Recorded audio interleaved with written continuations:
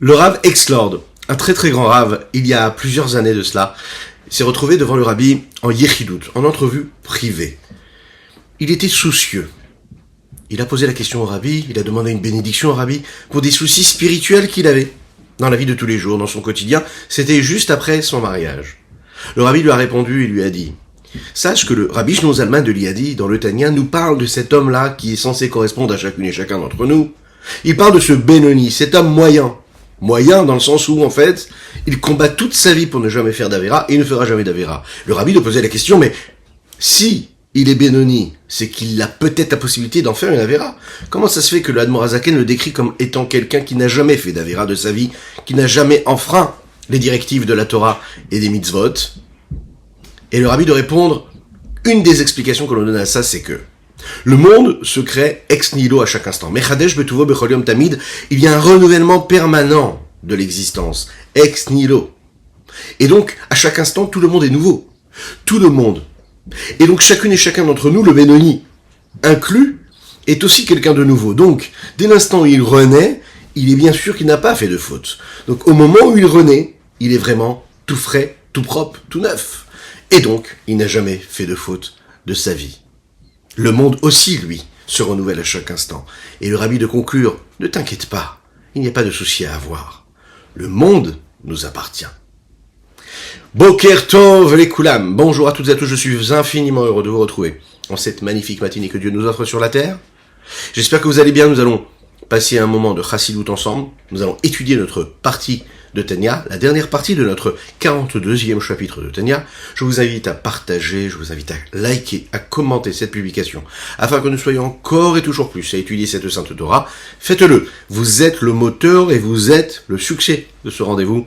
Et vous savez, plus de chassidut, plus d'études, plus de connexion Hachem, plus de réalité divine dans notre existence, c'est plus de délivrance pour ce monde-là, plus de paix, plus de sérénité et plus de bien Ezrat Hashem, la venue de Mashiach et la reconstruction du Beth Amikdash. Juste après, c'est quelques notes de Nigun.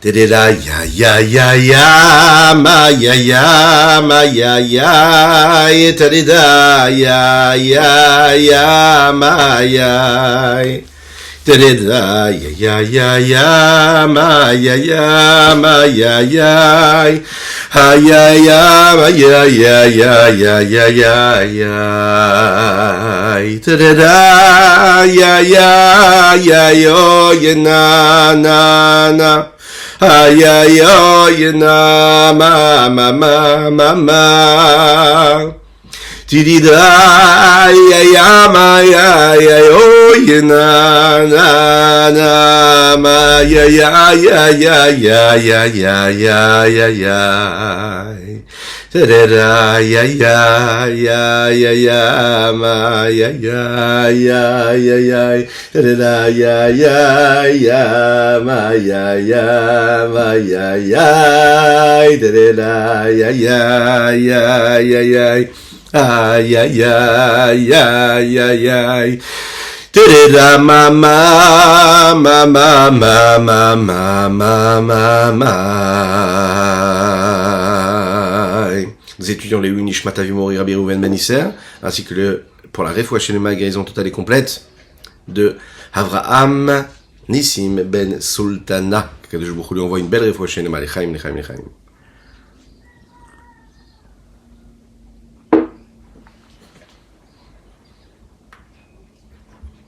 Dans notre dernier cours, nous avons étudié ensemble le principe même de ce qu'était la vue d'Akadosh Baruch Hu, la vue intérieure, la vue extérieure, comment est-ce que Dieu scrutait, savait ce qui se passait.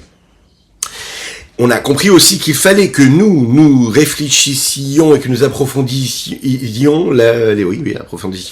l'idée même qu'Akadosh Baruch Hu nous regarde et nous scrute. Qu'est-ce que ça veut dire? Ça veut dire qu'on doit penser, réfléchir, approfondir.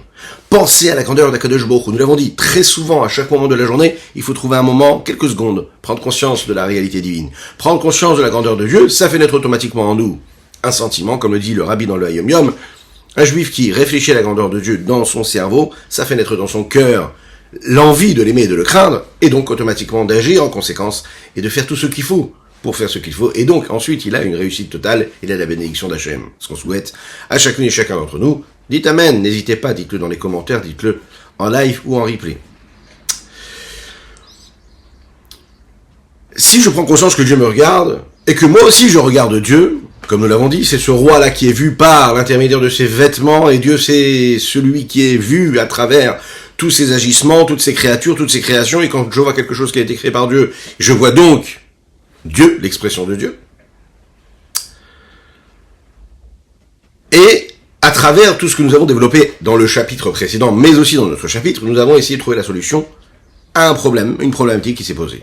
Étant donné que la crainte de Dieu, c'est la première étape qui nous permet d'avancer dans le judaïsme, la crainte de Dieu, comment est-ce qu'on peut réveiller en nous la crainte de Dieu, alors que c'est la première étape? Comment est-ce que je peux réveiller une crainte alors que je n'ai rien eu avant qui m'a donné envie d'avoir cette crainte-là, par exemple?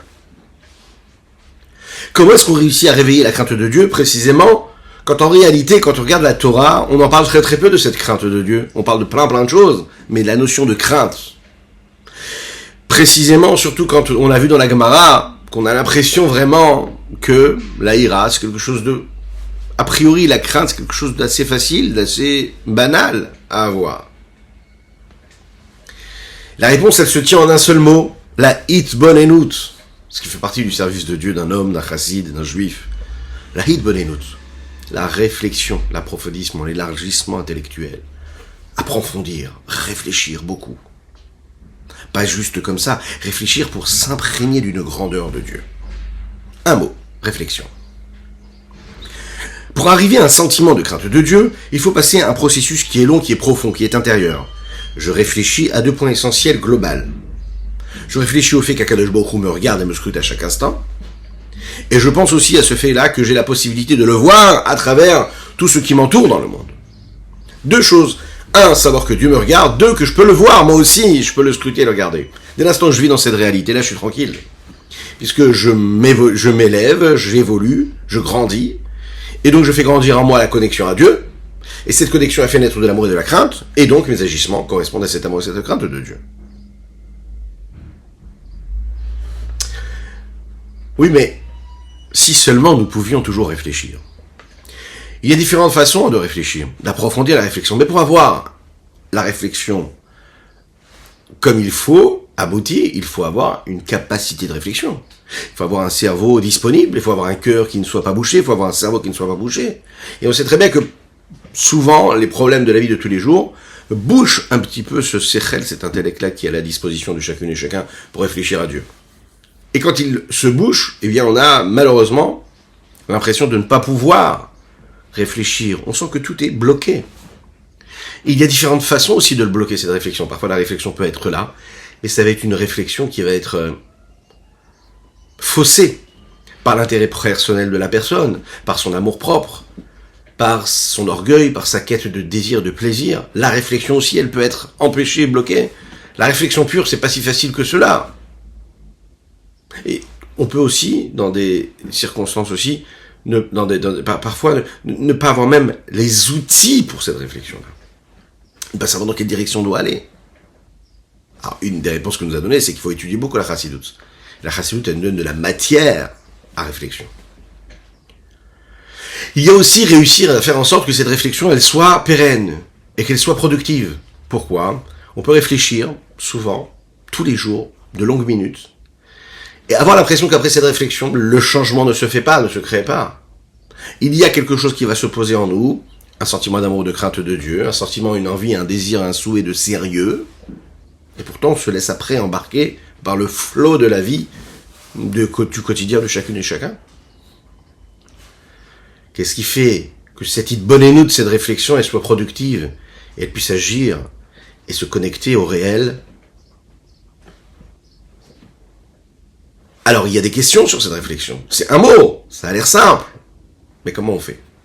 Un élément de réponse déjà, c'est que cette réflexion, quand on l'a eue, même si après, dans la vie de tous les jours, dans notre quotidien, on a l'impression d'être déconnecté de cette réflexion. Et que notre vie de tous les jours, chaque moment, tout ce que nous faisons, c'est un combat pour réussir à rester dans cet état d'esprit que nous étions lors de cette réflexion, à savoir prise de conscience que tout est Dieu autour de moi, prise de conscience que Dieu regarde tout ce que je fais. Mais en fait, petit à petit, il faut le savoir, ça s'imprègne en nous. ça reste en nous. Ça fait partie de notre oxygène. Même si on n'a pas l'impression de le voir, c'est présent, c'est là. C'est ça qui nous regarde et c'est ce que nous regardons. C'est ce qui nous, petit à petit, nous propulse. Et un jour, on regarde sur le rétroviseur comme ça, et on se dit, waouh, j'en ai fait du chemin. C'est-à-dire que cette Hitbonenut, cette réflexion, cette remise en question, cette constatation de la présence de Dieu dans ma vie, petit à petit, elle s'installe. Et même ces moments-là où j'ai l'impression d'avoir le cerveau bouché ou le cœur bouché, où les actes, les mains, les gestes complètement liés, au point de ne pas avoir l'impression de pouvoir vivre cette présence de Dieu dans une forme de sérénité, de paix et de joie réelle, sans contrainte ni quoi que ce soit, eh bien je dois me dire que ça, c'est éphémère et qu'à un moment ça disparaît. Petit à petit, ça s'estompe. Parce que la force de la prise de conscience de la Hitbonenut, de la réflexion, c'est qu'elle transforme l'homme petit à petit. Elle le fait évoluer de niveau en niveau, sans qu'il s'en rende compte. L'Echaim.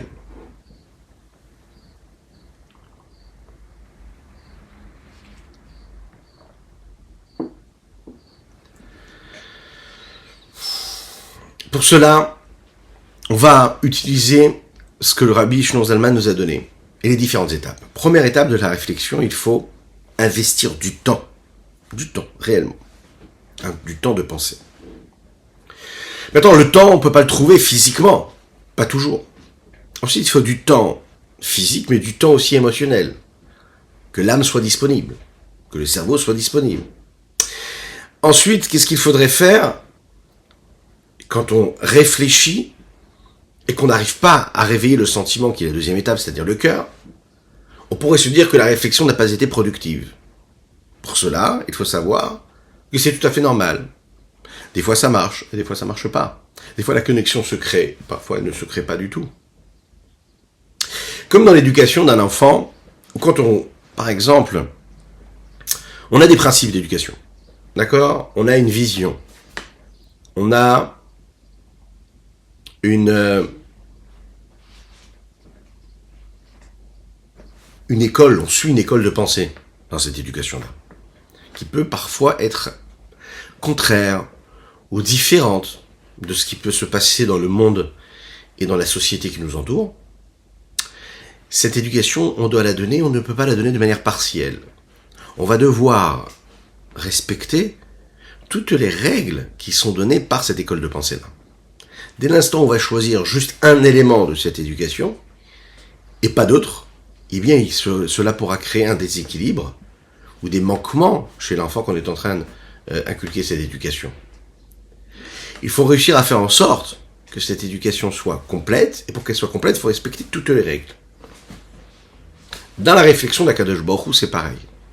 Si tu veux arriver à trouver du temps physique, mais du temps aussi psychologique, moral et sentimental dans ta journée pour réfléchir à Dieu, il faut que tu sois dans une forme de prédisposition à cela.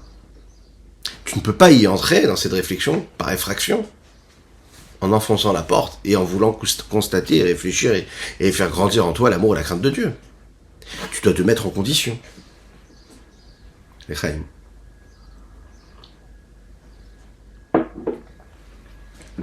Alors qu'est-ce qu'on fait?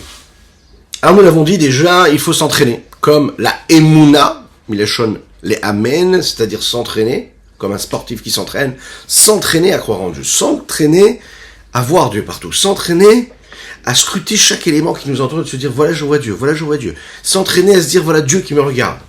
Donc je ne peux pas faire n'importe quoi, je ne peux pas dire n'importe quoi, je ne peux pas manger n'importe quoi, je ne peux pas dormir à n'importe comment, je ne peux pas travailler n'importe comment. Dieu est là, il me scrute, il me regarde. Petit à petit, je m'entraîne à faire entrer ça dans ma conscience. Maintenant, quand on réussit même pas à faire cet entraînement-là et ces exercices qu'on nous demande de faire, ou bien pour quelque raison que ce soit, on n'arrive pas à atteindre notre objectif grâce à cela, alors le Rabbi Shneur Zalman nous a dit, fais rentrer quelque chose en toi qui est l'essentiel, qui est la base même de tout service de Dieu, ce qui s'appelle le Kabbalat Ol Malchut Shamaim. Prendre sur soi le joug de la royauté céleste. Ça veut dire quoi, prendre sur soi le joug de la royauté céleste? Et vous savez, c'est comme un bœuf sur lequel on met un joug. Et lui, il va pas se poser de questions. Il va avancer, il va labourer les champs. Il est là pour ça. eh bien on doit être un petit peu ce bœuf-là. Ça fait bizarre de le dire.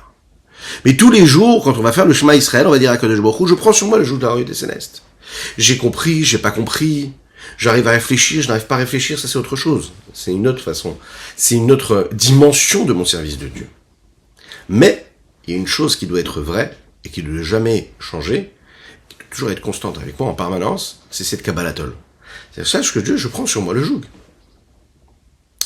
J'arrive pas à ressentir, je n'arrive pas à réfléchir, ok, il y a plein de raisons pour cela.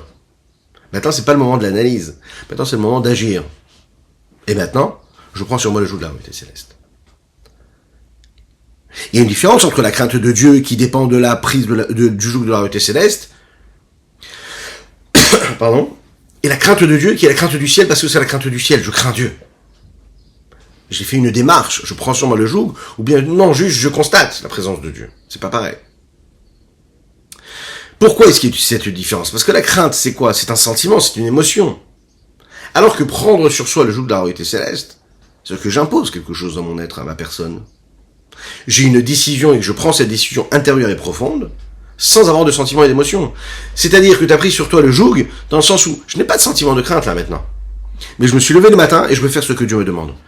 Tu me demandes, est-ce que je crains Dieu? Je ne sais pas, là maintenant j'ai pas l'émotion, mon cœur il est bouché. Chas Shalom, il a vécu quelque chose de difficile avant. Et il se sent pas capable, il se sent pas assez bien, pas assez fort. Il se remet en question, peu importe. Est-ce qu'il va faire la chose ou il va le faire? C'est la raison pour laquelle on va voir un juif religieux, il est en train de faire une mitzvah, on le regarde, et malheureusement il n'a pas le sourire. Alors bien sûr, il faut faire un travail pour garder le sourire, avoir la joie sur lui, sur soi. On se dit, mais attends, à quoi bon? Ça c'est un juif qui pratique la Torah et les mitzvot. Ça c'est un juif qui est en train de faire la tefila, mais on a l'impression qu'il est triste. Alors déjà, on ne sait pas ce qu'il a dans sa vie, mais plus fort que cela. Chacun et chacune dans notre vie de tous les jours, on peut avoir des contraintes, comme on l'a dit, avoir le cœur bouché, le cerveau bouché, les mains bouchées. On n'arrive pas à avancer. Quand on a la Kabbalatol, on va quand même faire la chose. Et quand on a la Kabbalatol, on le fait même si on n'a pas le sentiment de crainte. Mais j'ai le sentiment de prendre sur moi le roi sur moi et le joug de la royauté céleste. Et je vais faire ce que je dois faire. Est-ce que j'arrive à éprouver quelque chose? Non. Voilà, parce que mon sentiment n'est pas assez aiguisé, n'est pas assez raffiné maintenant. Mon émotion n'est pas là, pour X raisons. Mais je vais faire ce que je dois faire. C'est la raison pour laquelle un juif pratiquant, il continue toujours à faire. Il fait pas ce qui l'intéresse quand ça l'intéresse. Parce que s'il doit attendre des sentiments, il fera un jour sur 5, ou même sur 20, ou sur 100 même. Parce que etc. Jamais il va l'amener à travers ses émotions à aimer Dieu. Il y a tellement de choses qui nous sont offertes dans la vie, dans le monde, de tous les jours, et il pourrait tellement occuper notre esprit qu'on n'aurait pas du tout envie d'aller faire ce que Dieu nous demande, ou de craindre Dieu. Pour quelle raison?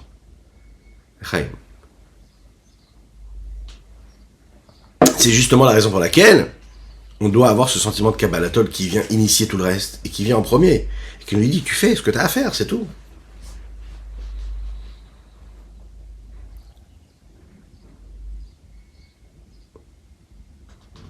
L'avantage, quand on sert Dieu de cette façon-là, non seulement c'est ce qui va être le starter, et qui va faire redémarrer la machine de réflexion, et qui me permet d'aimer Dieu comme il faut, et de craindre Dieu comme il faut à travers mes sentiments, mais aussi ça me permet d'accomplir ce que Dieu nous demande à travers le verset « Va'avadetem et Hashem Elokechem ». On le dit tous les jours dans le schéma Israël, vous devrez servir votre Dieu. Avoda, Avoda c'est un Eved, Eved c'est un esclave, il sert son maître. Eh bien on doit vivre de cette façon-là quelque part. T'as pas réussi à avoir les sentiments, les émotions, c'est pas grave, fais ce que t'as à faire. Et je vais développer ensuite le sentiment des craintes de Dieu, et je vais avoir la réflexion. Mais cette réflexion, je vais l'avoir après avoir eu cette prise de joug de la royauté. C'est-à-dire que j'accepte de faire ce que j'ai à faire. Ensuite, je vais réfléchir, je vais essayer de réfléchir. La particularité, la supériorité qu'il y a, la Kabbalatol, c'est celle qui, en réalité, permet à l'homme de se renforcer et de nous faire tenir dans chaque situation, partout, tout le temps. Elle nous permet, cette Kabbalatol, de faire ce que nous avons à faire, même si on n'a pas toutes les raisons et on n'a pas les sentiments, les émotions pour le faire. Dans chaque situation, elle nous accompagne. Est-ce que je vois Dieu? Est-ce que je ne le vois pas? Est-ce que je le ressens? Est-ce que je ne le ressens pas? Est-ce que je prends sur moi de faire ce que j'ai à faire ou pas? Non. Mais je le fais. C'est comme le cheval, vous savez. Il sait qu'il a un cocher. Quand il voit le cocher arriver, il se met tout de suite en position. Il sait qu'il va devoir avancer. Est-ce qu'il comprend pourquoi? Non, il ne comprend pas pourquoi. Il a un instinct. Un juif doit être un petit peu ce cheval, là. Ça fait bizarre de le dire, mais c'est un petit peu ça l'idée. Akadosh Baruch Hu, c'est le Baal HaBeit. C'est lui qui dirige le monde, c'est lui qui dirige notre vie. Lui, il sait ce qu'il faut qu'on fasse. Il comprend ce qui est bon pour nous. Nous, on ne comprend pas. On a des questions sur ci, sur ça, sur notre vie. Et pourquoi j'ai eu ça, pourquoi j'ai pas eu ça, etc., etc. Oui. Mais Dieu, lui, il sait. Il connaît. Il sait pourquoi tu es là à chaque instant. Il renouvelle ta vie à chaque instant. Il s'est passé ce qui s'est passé avant ça. Maintenant, chaque instant, le monde, il se renouvelle. Donc toi aussi, tu te renouvelles. Donc tout peut être joué maintenant à partir de cet instant qui est en train de passer. Et on n'a pas eu le temps de le dire que déjà, il y a un nouveau qui se présente. Donc tu peux tout changer du tout au tout. Ah, t'as pas l'émotion, t'as pas le sentiment, mais sache que tu es comme ce cheval-là, qui quand il voit se profiler son cocher, tout de suite, il est tout de suite, voilà, il se met en disposition, il fait ce qu'il a à faire. L'homme, il doit être pareil, de se dire, Dieu, il est là. Ah, maintenant je dois faire ça, je fais ça. Maintenant je dois faire la tefila, je fais la tefila. Bien sûr qu'après on va me demander, attention, n'agis pas comme un robot. Faut que tu comprennes, faut que tu réfléchisses. Mais ce que tu dois faire, tu le fais. Donc, comme un robot, oui, tu vas te lever, tu vas aller faire ta tefila. Comme un robot, tu vas faire ta bracha avant de manger. Maintenant, travaille pour que ta bracha soit avec une kavana. Travaille pour ce que tu le manges avec une bonne kavana, une bonne intention, etc., etc., etc. Cette prise de joug de la royauté céleste, on la prend 3 fois par jour. Le matin, le midi, le soir. Mais pas seulement. On la prend aussi dans les différentes dimensions de l'homme. De ce qu'il est, de l'expression de sa personne, dans la pensée, dans la parole et dans l'action. Au moment du Kriyat Shema, on prend sur nous le joug de la royauté céleste, dans la pensée, dans la parole. Et lorsque l'on va faire la tefila de la Hamida, le Shemona Esrei, alors à ce moment-là, on va se prosterner physiquement et marquer cette adhésion-là, et marquer cette inclinaison et cette soumission à Akadosh Baruch Hu. Comme une personne qui prend un joug sur soi et qui se courbe. Nous le montrons et nous le matérialisons avec notre corps, également au moment de la Hamida, les Chaim.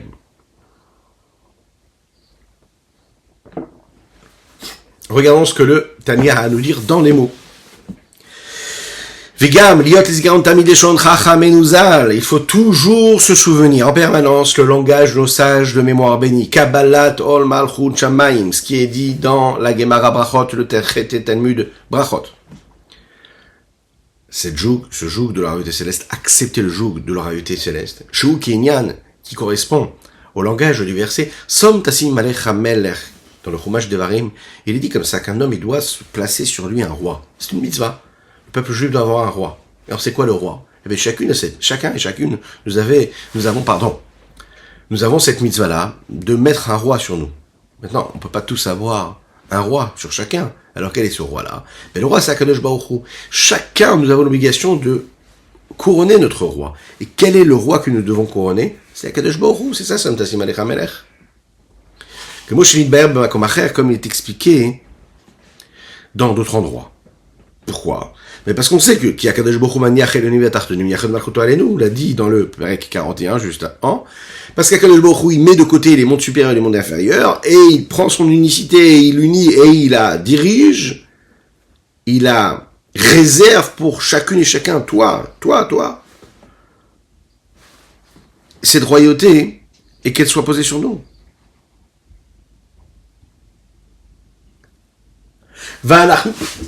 Va'anachnu mekabelim, et nous on reçoit. Va'anachnu mekabelim, et nous on reçoit et on prend sur soi ce joug de la royauté céleste. Et c'est donc en réalité le concentré de ce joug de la royauté céleste que nous prenons quand un homme prend sur soi le joug de la royauté céleste. C'est la raison pour laquelle on se prosterne pendant la tefila du Shemona Esrei. À différents moments. Et c'est l'expression qui symbolise justement l'annulation et l'abnégation qu'il y a. Comme dans le Talmud, on dit qu'à chaque fois à chaque moment où l'homme se prosterne au moment du Shemona Esrei, à savoir 4 fois, il remarque en fait cette adhésion et cette soumission à Hachem. Le Kohen, par exemple, lui, se prosternait à chaque bénédiction. Le roi, lui, se prosternait une seule fois et il ne se courbait qu'à la fin de la tefila. Parce qu'on parle du principe que chaque homme a en fait, en réalité, un degré et un niveau par rapport à Kadosh Baruch Hu, à ce qu'il est, et donc il va se soumettre d'une façon ou d'une autre, chacun en fonction de son rang, chacun en fonction de son niveau. Après avoir dit et pris sur lui le joug de la royauté céleste à travers la parole, en faisant le schéma Israël, en s'approsternant pendant le moment où il va dire la Hamida, le Shemona Esrei, la Chazor ou les Kabel Bepoal Mamash, pour prendre encore une fois et accepter concrètement, Bemaasé, concrètement en se prosternant, en s'inclinant vraiment. Comme il est expliqué dans un autre endroit. Quand il a pris sur lui, au début de la Tefila, au début de la Hamida, ce joug de la royauté céleste, il a compris que Dieu était le roi du monde. La première chose qu'il fait pour accomplir cela, pour matérialiser cela, c'est de se prosterner pendant la Tefila. Il exprime ce fait-là, qui prend sur lui le joug de la royauté céleste. On a donc vu à travers ce chapitre-là, et c'est sur ces mots que nous allons conclure notre Tanya, comment en réalité, on a la possibilité de se soucier toujours de ce qu'il y a de plus basique en nous, et de plus normal, c'est le joug de la royauté céleste. Prendre sur soi, savoir que je suis là pour faire ce que Dieu me demande, et que peu importe ce qui va se passer, peu importe si je vais tomber, si je vais me relever, peu importe si j'ai un niveau, j'aurai toujours la possibilité de me relever encore une fois, de encore une fois me concentrer sur l'objectif de mon existence, c'est de voir Dieu partout, et moi-même prendre conscience que Dieu me regarde. Quand je prends sur moi le joug de la royauté céleste et que je fais ma Hamida et que je me prosterne à chaque fois, je suis en train de matérialiser cela. Ensuite, après la Tefila, je vais rentrer dans le monde. Et il y aura les contraintes du monde. Les choses qui sont les petits tracas, les soucis, les peines de notre existence, mais qui sont là juste pour être des moments de challenge, pour nous donner la possibilité de nous rapprocher un petit peu plus de Dieu. Je vous souhaite une excellente journée. Partagez, likez et commentez cette publication. Nous avons étudié les Ilou Nishmat, Avi Mori, Rabbi Reuven Ben Nisser, la Vache Shalom, pour la Refoua Shelema d'Avraham Nissim Ben Sultana. Que Dieu vous bénisse et qu'il vous protège.